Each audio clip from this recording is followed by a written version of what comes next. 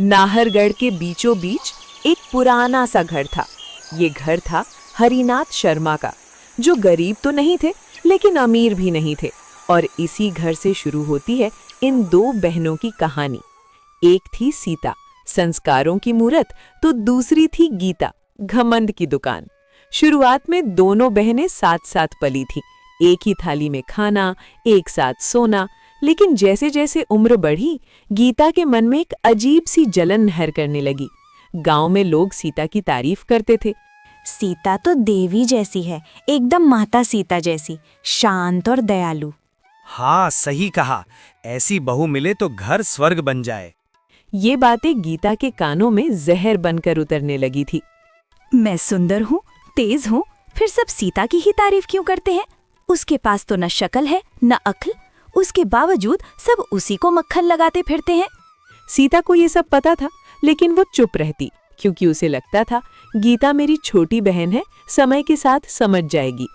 एक दिन हरिनाथ शर्मा ने दोनों को पास बुलाया। बेटा, अब तुम दोनों की शादी का समय आ गया है। सीता ने सिर झुका लिया, जबकि गीता की आंखों में चमक आ गई। पहले सीता के लिए राम का रिश्ता आया। राम गरीब था और खेत में काम करता था, लेकिन दिल से साफ और नेक दिल था। गीता ने जब ये सुना तो वो हंस पड़ी।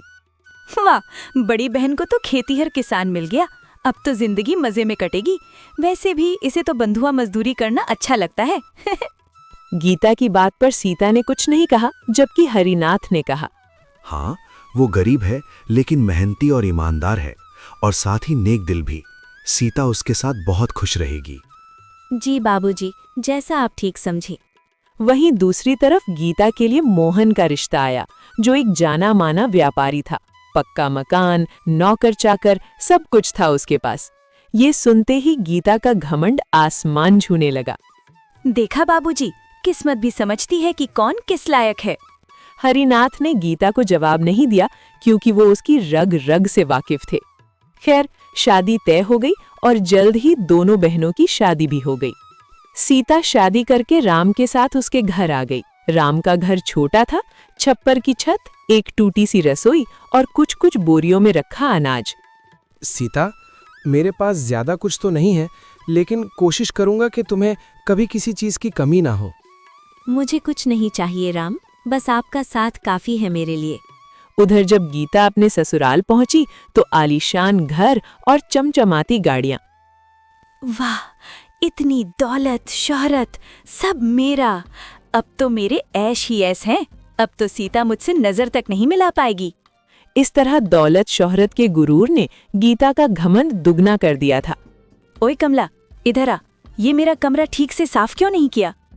लेकिन मैंने तो सुबह ही साफ किया था छोटी मालकिन। तो क्या मैं झूठ बोल रही हूँ? नौकर हो, नौकर बनकर रहो। जाओ जल्दी से यहाँ पोछा लगाओ, और हाँ, किसी नौकर को मेरे लिए नारियल पानी लाने को बोलो। जी छोटी मालकिन, मैं अभी कर देती हूँ। इसी तरह कुछ महीने गुजर गए और तीज का त्योहार आ गया और दोनों बहनें मायके पहुंची। सीता ने साधारण साड़ी पहनी थी तो गीता ने रेशमी लहंगा पहना हुआ था। उसके हाथों में रंग बिरंगी चूड़ियां और एक बड़ा सा ब्रांडेड बैग लटका हुआ था। गांव की कुछ औरतें तीज का टोटका करने आई हुई थी। तभी गीता ने अपनी बहन का मजाक बनाते हुए कहा, और बताओ सीता, कैसा चल रहा है सब? राम जीजू खाना भी देते हैं कि नहीं? मैं तो भूल ही गई, खुद खाने के लाले पड़े हुए हैं, तुझे कहाँ से खिलाएंगे? गीता की कड़वी बातें सुनकर सीता का दिल टूट गया, लेकिन अपनी बहन को नीचा दिखाकर गीता को बड़ा मजा आया। दिन ढलने पर दोनों बहनें अपने अपने घर लौट गईं। दिन गुजरने लगे। सीता की जिंदगी आसान नहीं थी। सुबह सूरज निकलने से पहले उठना, चूल्हा जलाना, खाना बनाना, पति राम के साथ खेत जाना और दिन भर कड़ी मेहनत करना। शाम होते होते सीता थक कर चूर हो जाती थी, लेकिन उसने कभी शिकायत नहीं की। सुनो सीता, क्या तुम मुझसे नाराज हो क्योंकि मैं तुम्हें वो आराम की जिंदगी नहीं दे पा रहा जिसके बारे में तुमने सोचा होगा? अरे नहीं नहीं, आप ऐसी बातें क्यों कर रहे हैं? आप जैसा इतना प्यार करने वाला पति मुझे मिला, और मुझे क्या चाहिए? हम दोनों साथ हैं तो ये मुश्किल वक्त भी गुजर जाएगा। अच्छा चलो, आज का खाना मैं बनाता हूँ, तुम बैठकर आराम करो। अरे नहीं नहीं, मैं बना दूंगी। आप कैसे बनाएंगे? क्यों? मैं क्यों नहीं बना सकता? आज मैं अपनी प्यारी सी पत्नी को अपने हाथ से बनाकर खाना खिलाऊंगा। तुम बस बैठो और आराम करो। इस तरह राम ने चूल्हा जलाया, खाना बनाया और उसके बाद अपने हाथों से सीता को खाना भी खिलाया। एक तरफ जहां राम अपनी पत्नी सीता से बहुत प्यार करता था, तो वहीं दूसरी तरफ गीता को पूरा ऐशो आराम मिल रहा था।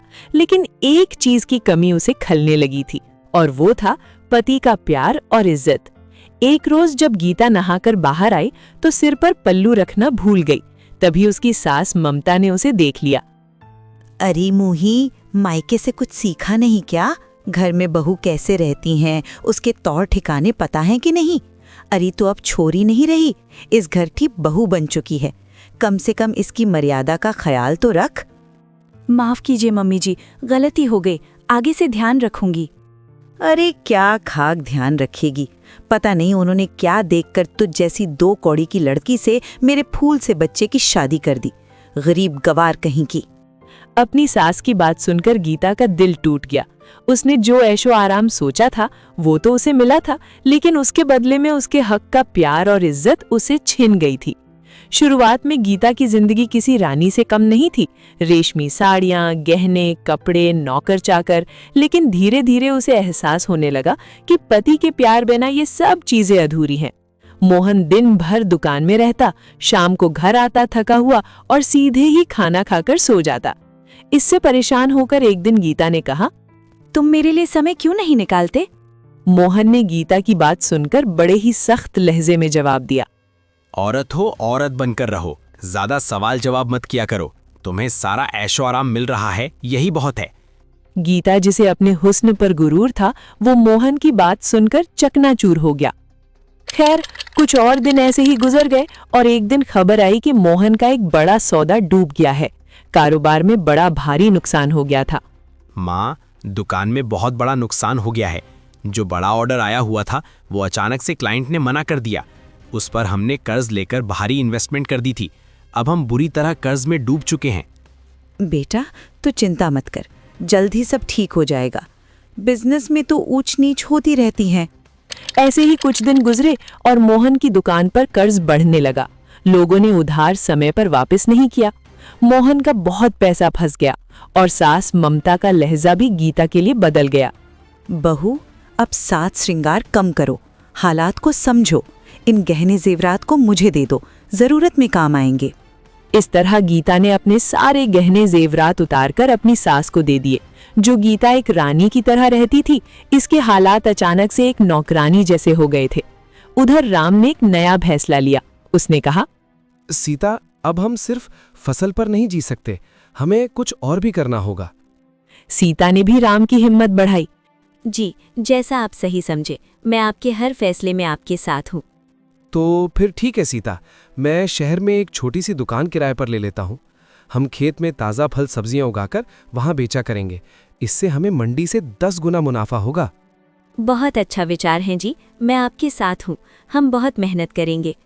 इस तरह दोनों ने मिलकर सब्जियां उगाना शुरू किया और राम उन्हें मंडी में बेचने की जगह शहर के बाजार में ले जाकर बेचने लगा। एक शाम जब राम सब्जियां बेचकर वापस घर आया, अरे सुनो सीता, बाहर तो आओ जरा।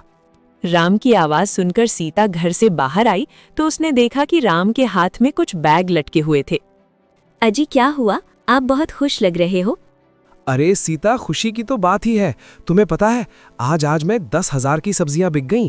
अगर ऐसे ही रहा तो जल्द ही हम अमीर हो जाएंगे। अजी, ये तो सच में बहुत खुशी की बात है। अगर रोज ऐसे ही कमाई होने लगी तो हम हर महीने 3 लाख तक कमा लेंगे। हाँ सीता, ये सब तुम्हारी वजह से ही हो पाया है। अगर तुम मेरे साथ ना होती तो शायद ही ये कभी मुमकिन हो पाता। अजी, ये भी कोई कहने की बात है। आपकी पत्नी हूँ और आपके हर फैसले में आपके साथ हूँ। अच्छा, ये सब छोड़िए, ये बताइए आपके हाथों में ये क्या है? पहले अंदर तो चलो, सब बताता हूँ। इस तरह दोनों घर के अंदर आ जाते हैं और राम वो बैग सीता के हाथ में देते हुए कहता है, सीता, ये मेरी तरफ से तुम्हारे लिए पहला उपहार है। जब सीता ने बैग खोलकर देखा तो उसमें 2 सुंदर सुंदर साड़ियां रखी हुई थी। अजी, ये तो बहुत सुंदर साड़ियाँ हैं। क्या मेरे लिए हैं? नहीं, पड़ोस वाली के लिए है। ये सुनकर सीता के चेहरे पर हल्का सा गुस्सा झलक आया। ठीक है, फिर उसे ही जाकर दे दो, मुझसे बात मत करो।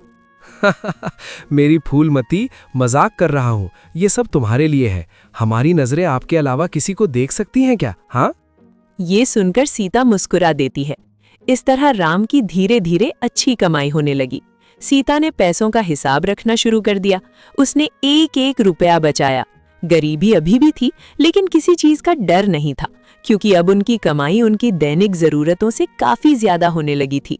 कुछ दिन बाद जब दोनों बहनों की माँ की बरसी थी, तो दोनों बहनें अपने पिता के घर आईं। इस बार दोनों ने ही सादा सी साड़ियां पहनी हुई थी। अरे बेटा, कैसी हो तुम दोनों? मैं एकदम ठीक हूँ बाबा, मुझे क्या होगा, लेकिन सीता का पता नहीं।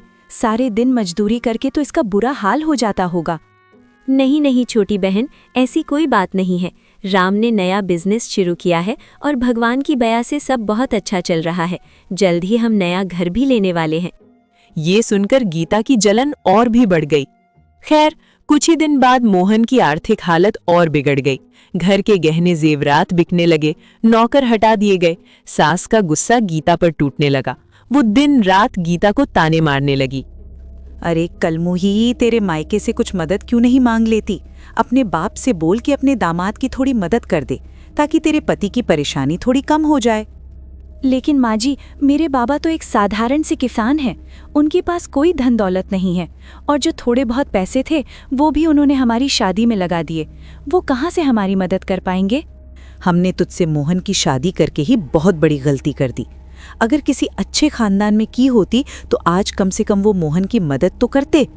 ये सुनकर गीता को बहुत बड़ा धक्का लगा। उसे महसूस हुआ कि जिस दौलत शोहरत को देखकर उसे घमंड हो रहा था, वो उसे सिर्फ एक कुत्ते की हैसियत से मिल रहा था। दोनों बहनों की जिंदगी एक नया मोड़ ले रही थी। एक तरह जहां सीता की जिंदगी खुशहाली की तरफ बढ़ रही थी, तो वहीं दूसरी तरफ गीता की जिंदगी धीरे धीरे तबाही की ओर बढ़ती जा रही थी। एक रात जोरों से बारिश हो रही थी। गीता रसोई के कोने में बैठी थी। रो रो कर आंखें सूजी हुई थी। पीछे से सास की आवाज उसके कानों में गूंज रही थी। अरे करमजली, तू डूब क्यों नहीं मरती? मेरे बेटे का सुकून खा गई तू। हमारे घर को बर्बाद करके रख दिया तूने। ना मायके से पैसा लाई, ना किस्मत लाई। कुलक्षणी है तू, कुलटा।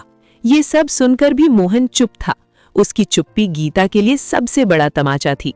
गीता को लगा जैसे कि उसका पूरा अस्तित्व ही मिट्टी में मिल रहा हो।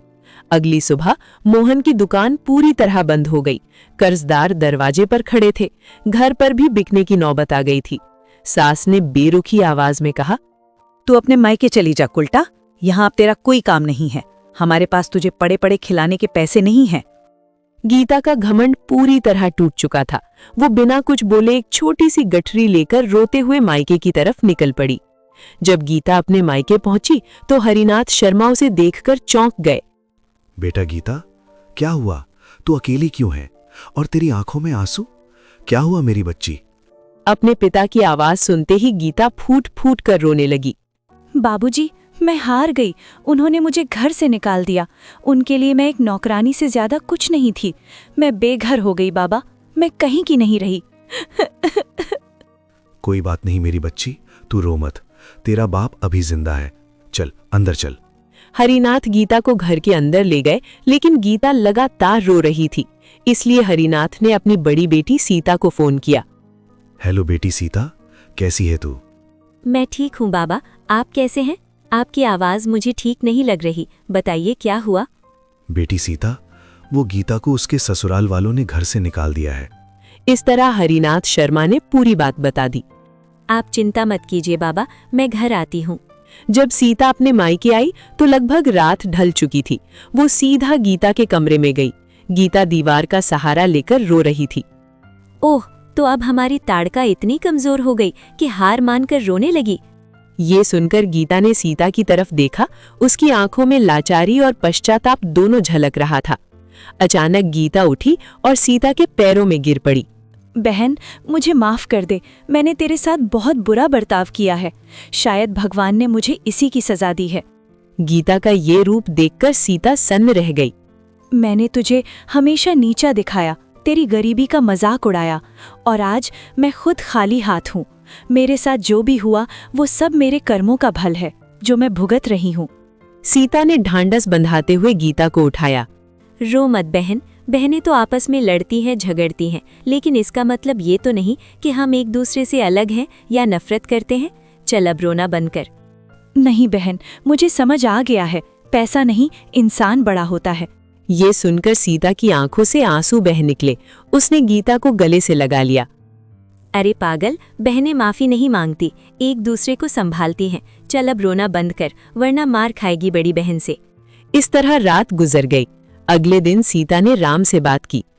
राम, मैं चाहती हूँ कि गीता हमारे साथ काम करे, इससे वो ये सब भूल पाएगी और जिंदगी में आगे बढ़ पाएगी। राम ने बिना सवाल पूछे कहा, ठीक है सीता, जैसा तुम चाहो। गीता तुम्हारी बहन है, इसका मतलब वो मेरी भी बहन है। गीता राम और सीता के साथ मेहनत करने लगी। सुबह जल्दी उठना, खेत जाना, खेत में पानी देना, सब्जियां तोड़ना, निराई गुड़ाई करना और राम के साथ शहर जाकर दुकान पर सब्जियां बेचना। गीता के हाथ छिल गए, कमर दुख गई और एक दिन गीता ने रोते हुए कहा, मैं ये सब नहीं कर सकती सीता, मुझसे नहीं हो पाएगा, मैं तुम्हारी जितनी मजबूत नहीं हूँ। गीता की बात सुनकर सीता ने शांत स्वर में कहा, हिम्मत मत हार गीता, मैंने भी सीखा था, तू भी सीख जाएगी और एक दिन कामयाबी तेरे कदम चूमेगी। इसी तरह दिन बीतने लगे। गीता ने राम और सीता के साथ काम करके कुछ पैसे इकट्ठे किए और खुद का एक रेस्टोरेंट खोलने का निश्चय किया। राम और सीता ने गीता का साथ दिया और जल्द ही गीता और सीता ने मिलकर पार्टनरशिप में शहर के बीचों बीच एक रेस्टोरेंट खोल लिया। रेस्टोरेंट बहुत अच्छा चलने लगा और जल्द ही गीता और सीता का नाम स्टार्टअप आइकन गर्ल्स के रूप में मशहूर हो गया। एक दिन मोहन हरिनाथ के घर आया। नमस्ते पिताजी, गीता कहाँ है? अब तुझे गीता से क्या काम है? उसे दिया दुख काफी नहीं था क्या, जो तू फिर से चला आया जले पर नमक छिड़कने? ऐसा मत बोलिए पिताजी, मुझसे भारी गलती हो गई। मैं गीता को वापस अपने साथ ले जाने आया हूँ। मैं इतनी परेशानियों के बीच क्या सही है और क्या गलत समझ ही नहीं पाया। बेटा, जो इंसान सही गलत न समझ पाया इसलिए मेरी बेटी को छोड़ दिया, तो उस इंसान के साथ मैं अपनी बेटी को दोबारा कैसे भेज दूं? को मेरी बेटी को इंसान नहीं कोई सामान समझता हो। ऐसा मत बोलिए पिताजी, मुझे अपनी गलती का एहसास है। मैं फिर कभी ऐसा नहीं करूँगा। मोहन बोल ही रहा था कि तभी पीछे से सीता और गीता भी वहां आ गईं। मोहन, तुम यहाँ क्या कर रहे हो? मैं गीता को अपने साथ वापस ले जाना चाहता हूँ। इतना सब करके तुम्हारा मन नहीं भरा कि तुम वापस आ गए? सीता, तुम बीच में मत बोलो, मैं गीता से बात कर रहा हूँ, तुम हमारे बीच मत आओ। मोहन की बात सुनकर गीता ने तीखे अंदाज में कहा, मिस्टर मोहन, तमीज में रहकर बात कीजिए। आप मेरी बहन से बात कर रहे हैं और मुझे आप ये बताइए, आज अचानक आपको मेरी याद कैसे आ गई? क्योंकि मुझे अपनी गलती का एहसास है। मैं तुम्हें वापस अपने साथ ले जाना चाहता हूँ। क्या मजाक है? मैं तुम्हारा अफसोस अच्छे से जानती हूँ। आज मेरे पास दौलत शोहरत आ गई तो तुम्हें मेरी याद आ गई? तुम सिर्फ लालची इंसान हो मोहन, बिन पेंदे के लोटे की तरह, जो आज यहाँ तो कल वहाँ। अपनी हद में रहो गीता, तुम मेरी बेइज्जती कर रही हो। बेइज्जती उसकी की जाती है जिसकी कोई इज्जत हो। आप जैसे लोगों की तो कोई इज्जत नहीं होती। अब चले जाइए यहाँ से, वरना हमें धक्के देकर बाहर निकालना पड़ेगा। मैं तुम सबको देख लूंगा। हाँ हाँ, देख लेना, अब जा यहाँ से। इस तरह मोहन आग बबूला होकर वहां से चला जाता है। इसके बाद दोनों बहनों ने बहुत तरक्की की और सीता और राम ने मिलकर गीता के लिए बहुत अच्छा लड़का ढूंढा और गीता की शादी कृष्ण से करवा दी और इस तरह दोनों बहनें खुशी खुशी रहने लगी।